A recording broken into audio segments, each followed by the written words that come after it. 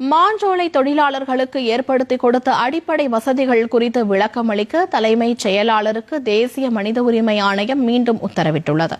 மாஞ்சோலை தேயிலை தோட்டத்தில் 6 தலைமுறைகளாக பணிபுரிந்து கொண்டு வசித்து வரும் மக்களை புலிகள் காப்பகம் என்ற பெயரில் கட்டாயப்படுத்தி வெளியேற்றும் தமிழ்நாடு அரசின் நடவடிக்கையை தடுக்க கோரி புதிய தமிழகம் கட்சித் தலைவர் கிருஷ்ணசாமி தேசிய மனித உரிமை ஆணையத்தில் மனு தாக்கல் செய்திருந்தார்.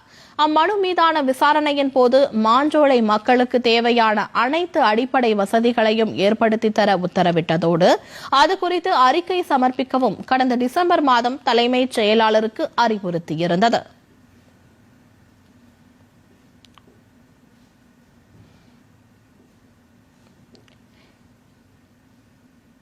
இந்நிலையில் தமிழக அரசு இதுவரை எந்தவித அறிக்கையும் சமர்ப்பிக்கப்படாத நிலையில் தேசிய மனித உரிமை ஆணையம் மாஞ்சோலை மக்களுக்கு தேவையான அடிப்படை வசதிகளை ஏற்படுத்தி கொடுத்துள்ளது குறித்து விளக்கம் அளிக்க தலைமைச் செயலாளருக்கு மீண்டும் உத்தரவிட்டுள்ளது.